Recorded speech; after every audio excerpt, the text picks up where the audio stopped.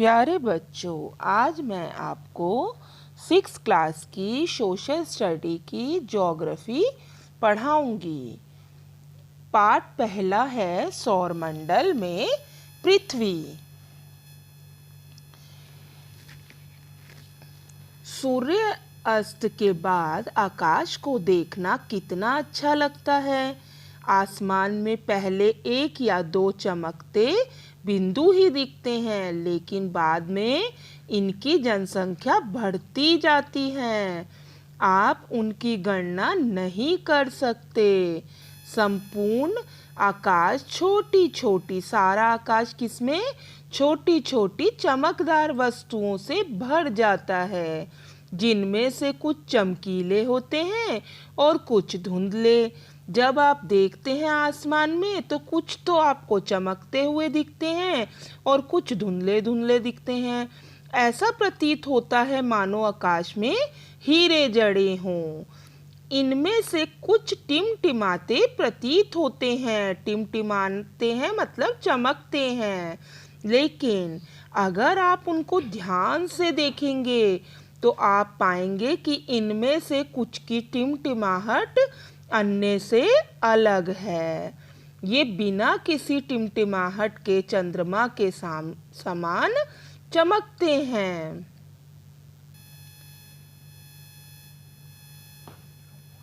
इन चमकीली वस्तुओं के साथ आप लगभग प्रतिदिन चंद्रमा को भी देखते हैं। सब बच्चे देखते हैं ना चंद्रमा को।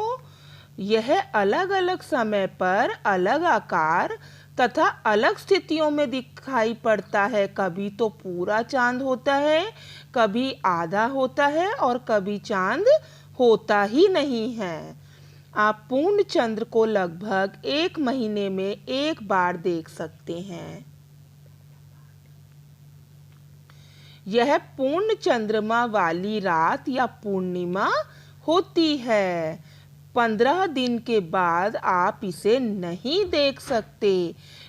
यह नए चंद्रमा की रात्रि या अमावस्या होती है। अमावस्या में क्या चांद दिखता है? नहीं, बिल्कुल भी नहीं दिखता। और पूर्णिमा में चांद पूरा दिखता है। ऐसी रात में अगर आसमान साफ है तो आप आसमान का अवलोकन अच्छी तरह से कर सकते हैं। क्या आपको इस बात पर आश्चर्य नहीं होता कि हम दिन के समय चंद्रमा एवं इन सभी छोटी चमकीली वस्तुओं को क्यों नहीं देख पाते? ऐसा इसलिए है क्योंकि सूर्य के अत्यधिक तेज प्रकाश के कारण रात के समय चमकने वाली वस्तुओं को हम दिन में नहीं देख पाते। मतलब सूर्य इतनी तेज चमकता है कि हमें वो चांद तारे दिखाई नहीं देते।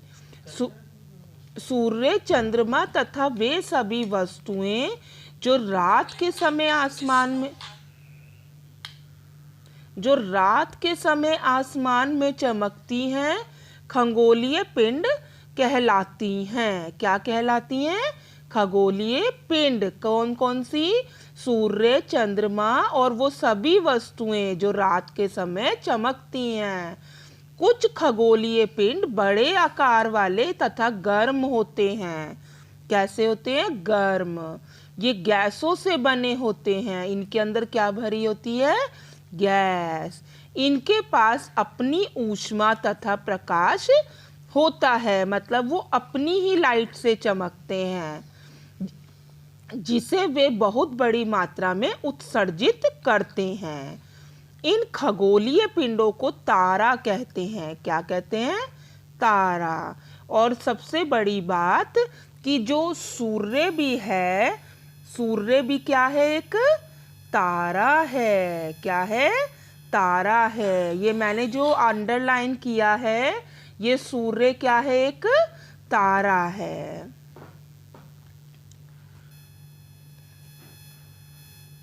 आइए अगला पेज देखते हैं।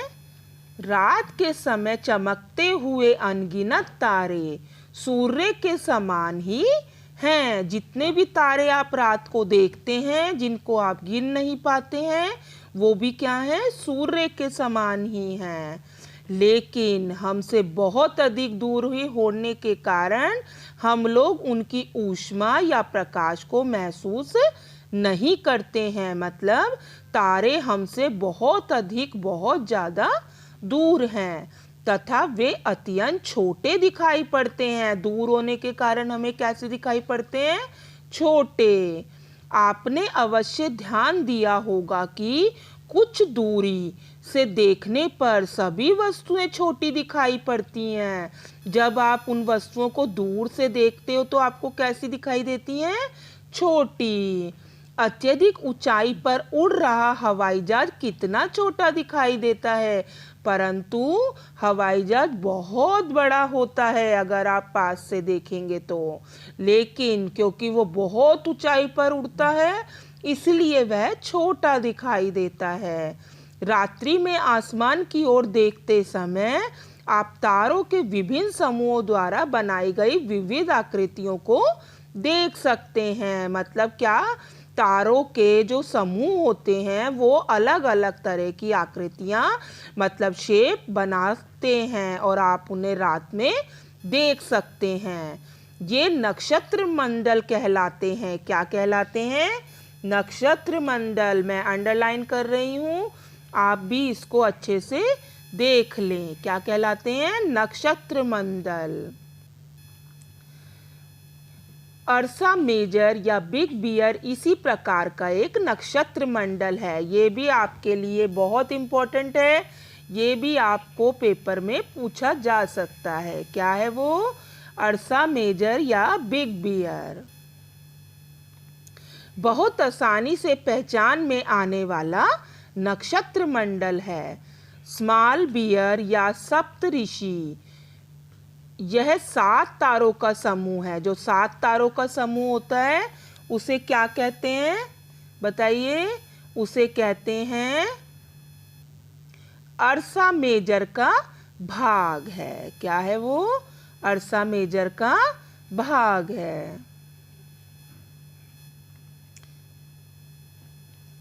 अपने परिवार या पड़ोस में किसी बड़े व्यक्ति से कहिए कि वह आपको आसमान में और अधिक तारों, ग्रहों तथा नक्षत्र मंडलों को दिखाए।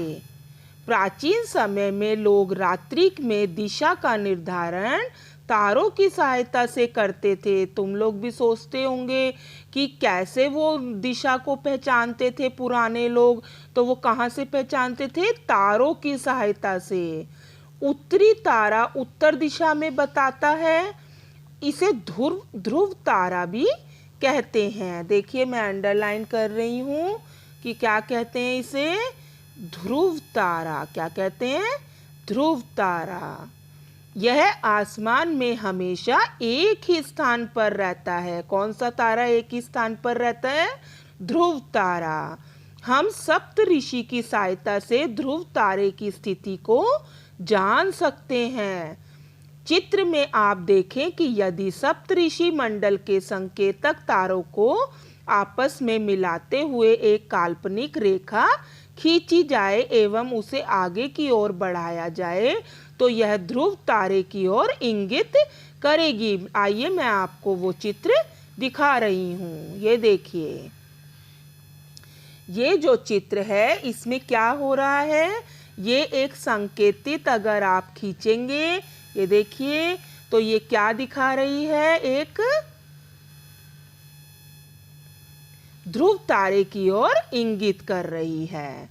कुछ खगोलीय पिंडों में अपना प्रकाश एवं ऊष्मा नहीं होती है, कुछों में होती है और कुछों में नहीं होती है। वे तारों के प्रकाश से प्रकाशित होते हैं। जो तारा प्रकाश करता है उसी से ही वो प्रकाश होते हैं। ऐसे पिंड ग्रह कहलाते हैं। क्या कहलाते हैं, ग्रह। देखिए मैं अंडरलाइन कर रही हूँ, ऐसे पिंड क्या कहलाते हैं, ग्रह। ग्रह जिसे अंग्रेजी में प्लैनेट कहते हैं, ग्रीक भाषा के प्लेनेटाई शब्द से बना है। किससे बना है, प्लेनेटाई, जिसका अर्थ होता है परिभ्रमक अर्थात चारों ओर घूमने वाला। पृथ्वी जिस पर हम रहते हैं यह एक क्या है? ग्रह है। यह अपना संपूर्ण प्रकाश एवं ऊष्मा सूर्य से प्राप्त करती है, जो पृथ्वी के सबसे नजदीक का तारा है। सूर्य क्या है? सबसे पास है। किसके पास है? पृथ्वी के। पृथ्वी को बहुत अधिक दूरी से, जैसे चंद्रमा से देखने पर यह चंद्रमा की तरह चमकती हुई प्रतीत होगी। देखिए जरा, ये वाला जो कुछ रोचक तथ्य हैं इनको जरा मैं आपको समझा रही हूँ। ये देखिए, ये वाला बृहस्पति, शनि तथा यूरेनस के चारों ओर छल्ले हैं, मतलब रिंग्स हैं। ये छल्ले विभिन्न पदार्थों के असंख्य छोटे छोटे पिंडों से बनी पट्टियां हैं। क्या हैं ये? पट्टियां हैं। पृथ्वी से इन छल्लों को शक्तिशाली दूरबीन की सहायता से देखा जा सकता है, मतलब माइक्रोस्कोप से देख सकते हैं। अब देखिए, मैं आपको बता रही हूँ छल्ले किस तरह के होते हैं। जैसे ये मान लीजिए एक प्लैनेट है और इसके चारों तरफ ये रिंग है। ये प्लैनेट है और इसके चारों तरफ रिंग है। इसे बोलते हैं क्या? छल्ले, मतलब रिंग। अब मैं आपको ये चित्र दिखा रही हूँ, देखिए।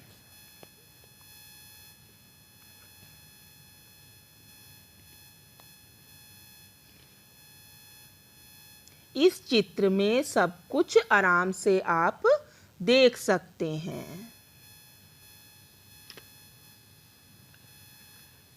ये देखिए, मैं स्टार्टिंग से स्टार्ट कर रही हूँ। सूर्य, उसके बाद क्या दिया हुआ है? मरकरी, फिर है वीनस, फिर मार्स, फिर अर्थ। ठीक है, देखिए ये आसमान में दिखने वाला चंद्रमा एक उपग्रह है। यह हमारी पृथ्वी का सहचर है तथा इसके चारों ओर चक्कर लगाता है।